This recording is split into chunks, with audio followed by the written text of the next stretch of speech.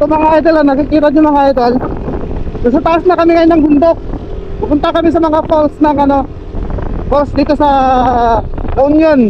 Ganito kaganda yung matatanaw pag nandito na kayo sa taas. So bale, kailangan lang ng tour guide para hindi tayo maligaw. Titingnan natin yung ganda ng mga falls dito sa La Union. So tara, samahan nyo kami. Bago mo mapuntahan ang mga nagagandang falls dito sa probinsya ng La Union, ganitong view lang naman ang makikita mo na mamamangha ka na lang sa ganda ng mga tanawin. Mula dito sa taas ay makikita mo ng napakagandang overlooking view. Ang isa na magugustuhan mo dito, lahat ng madadaanan mo dito ay sementado. Wow, grabe. Akalain mo ba na mayroon pala ganito kaganda sa probinsya ng La Union?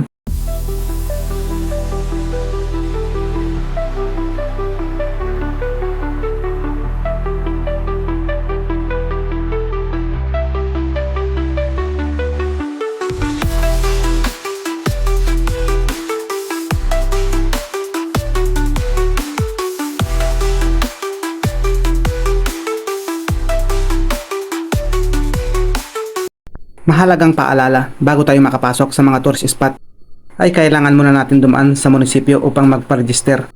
Ayon sa alituntunin ng DOT ng Local Government Unit, ay bawat turista na pumapasok ay kailangan ng tour guide. Kaya naman makakaranas tayo ng ganito para naman ito sa safety sa lahat ng mga bumibisita. Sir, apang kayo ti Tangadan, sir? Good sir, ma'am. Taga ano kayo, sir? Pangasinan. Ay, Pangasinan. Nag-vlog kami man, si tourist spot. Ay, pati When? vlogger. May vlogger po pa kayo. Kung naman tayo i-promote mo man, diba?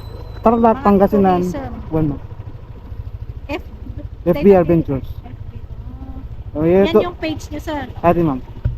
FB Adventures. Nagkapo kami sa munisipyo. Nagparehistro kami. Mayat asal. Ano? Tapno ko man, may promote man ti buong Pilipinas man. Ikot kami. So bali mga idol, base kay madam, pag pupunta kayong Tangadang ngayon, meron silang checkpoint dito para sa safety na rin ng lahat ng turista. Oo. Kasi na-checkpoint namin dito, halimbawa, may mga pumupunta doon na walang mga tour Permit. guide. Ayun sige. So bale, require talaga natin mga idol, pag pupunta tayo ng mga tourist spot, magparehistro tayo sa munisipyo. So ayun lang mga idol, para sa safety rin natin mga to. So thank you. Kita nyo mga idol, ang ganda ng rock formation ganda ng pagka-design niya. Grabe. Landslide. Landslide siya. Subari spillway mga idol meron ulit dito. Spillway. Spillway ano tawag dito sa ganito Yung lamig ng tubig.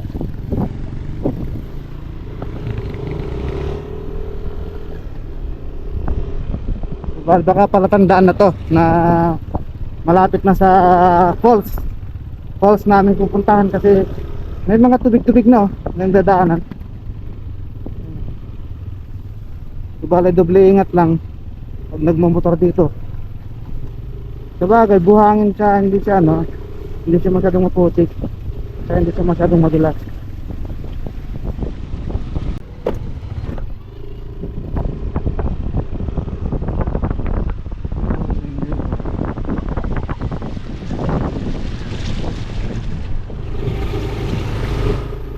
Ang linaw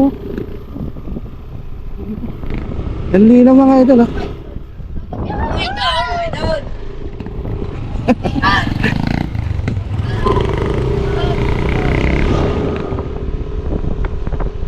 Ito mga idol para siyang Rise to SS yung style. Yung mga bukid nila dito.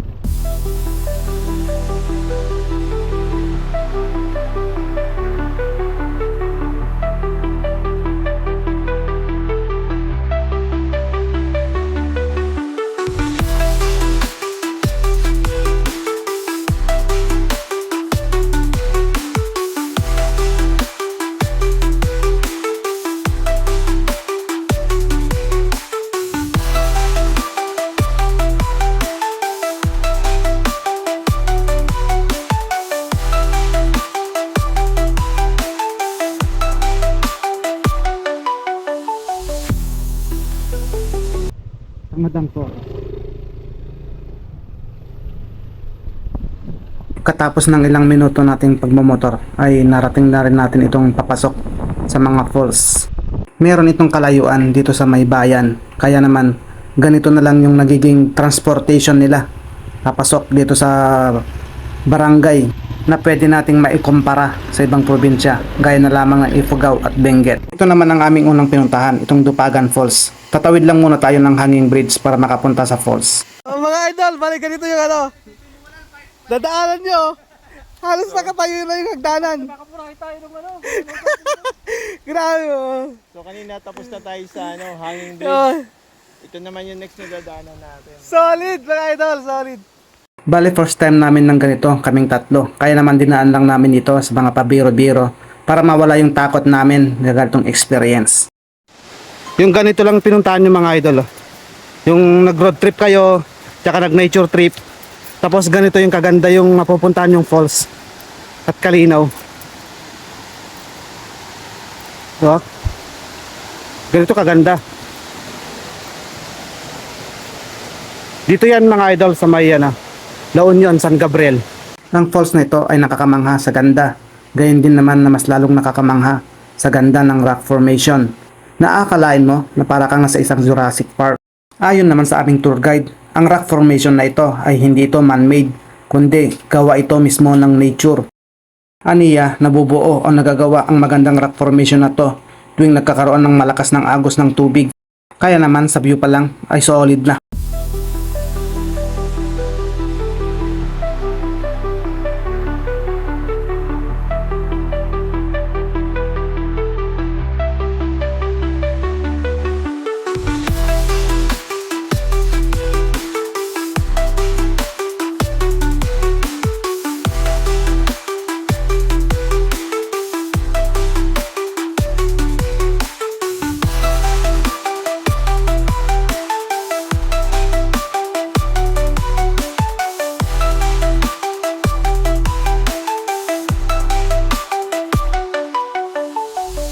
Ang sumunod naman naming pinuntahan ay itong Baques River. Ilang minuto lang naman ang layo nito mula sa Dupagan Falls. Ito ang Baques River. Mas kilala ngayon ito sa tinatawag nilang Baques Falls. Ang Baques Falls na ito ay mayroon din itong nakakamanghang ganda. Gayon din naman na mayroon din itong nakakamanghang ganda ng rock formation. Ayon din sa aming tour guide, ang rock formation na ito ay gawa lang din ng nature. Nabubuo ang mga ganda ng rock formation na ito tuwing lumalakas ang tubig. Isa na rin ito sa mga sikat na tourist spot at dinadayo na rin ito ng mga turista dito sa lalawigan ng La Union.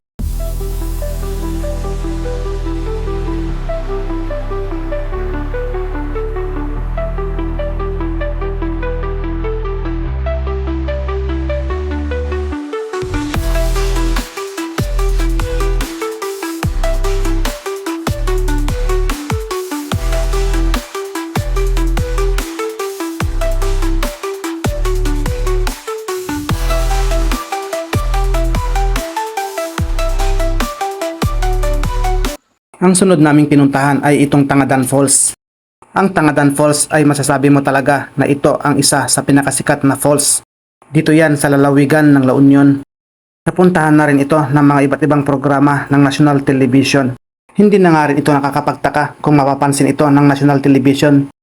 Dahil meron din itong kakaibang angking ganda. Maliban sa napakagandang rock formation nito, ay nakakamangha rin ang view nito. Ang isa pa sa dinadayo rito, maliban sa ganda, ay dinadayo rin ito dahil sa linaw at linis. Napakasolid. Ang isa sa pinakaimportante na magugustuhan mo pagpunta rito ay talaga naman babantayan ka ng iyong tour guide. Dahil sa linis ng tubig nito ay hindi ka talaga magsasawa magtampisaw at lumangoy. Kaya naman kung nagbakasyon kayo ng La Union ay pwede nyo ring isama ito sa mga bucket list nyo. Para naman lalo nating ma-enjoy ang ating paglangoy dito for safety purposes ay ugaliin natin magsuot ng life vest. Ang falls na ito ay may dalawang layer. Ang unang layer nito ay para naman sa mga mahilig mag cliff diving. Tip lang ito para sa gustong makatipid. Gaya ng ginawa namin ay pinuntahan namin ang tatlong spot na ito sa isang tour guide lamang. Grabe oh, sobrang ganda talaga ang falls na ito.